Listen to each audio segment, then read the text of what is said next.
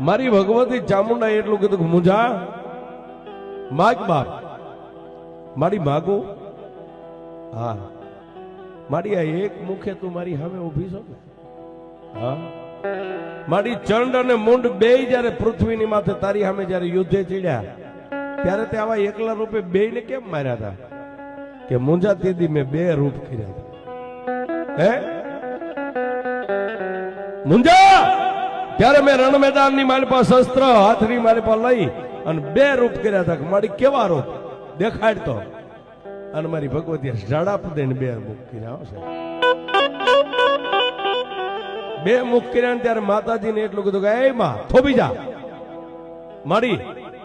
આ બે મુખ રહ્યા ને એમાંથી હવે જો એક મુખ કરીને તો તને તારા મુંજાના સોગંદ છે